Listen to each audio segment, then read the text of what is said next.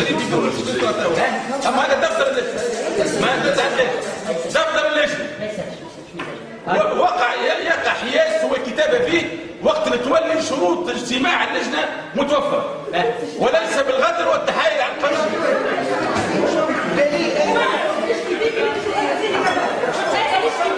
ونحمل مسؤوليه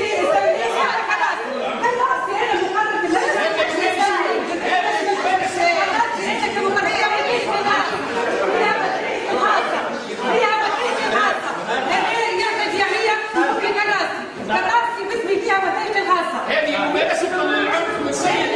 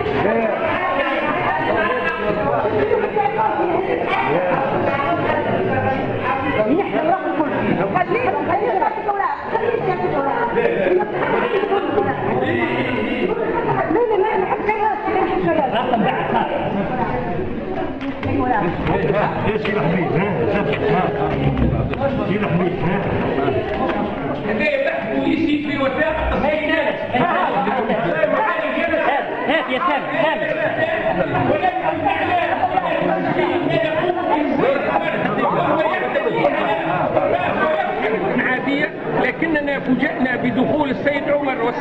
والسيدة سامية ووقع الاعتداء على كل المجتمعين ومنع الجلسة بالعنف.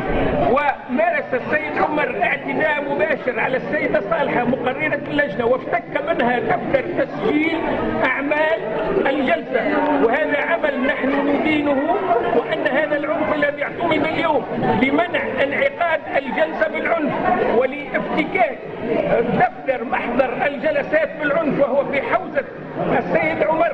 وهذا عمل لا يليق، وهذا تعمد لتعطيل أعمال اللجنة، لأنه إذا كان السيد عمر له احتيازات على عمل اللجنة فليكون ذلك بالقانون ويكون ذلك بالمحكمة الإدارية، لكن أن يكون تعطيل عمل اللجنة بهذا النوع من العنف وبهذا الشكل من القوة الذي مورس على كل أعضاء اللجنة وعلى اجتماع اللجنة، ووقع منع انعقاد اجتماع اللجنة بالقوة، وانسحبت السيدة بحمدية وانسحب السيد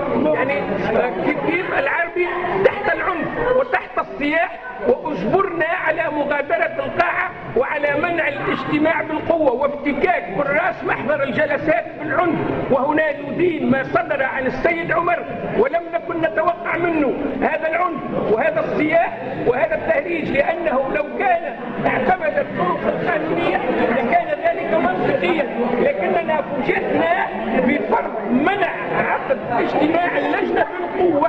بالقوة نعم. ونحن الآن نغادر الجلسة ونحن نعتذر لشعبنا عما صدر اليوم، ونعتبر للمجلس التأسيسي عما يحدث فيه. فهذا العنف المباشر وهذا الاعتداء بالعنف على سيدة من أعضاء المجلس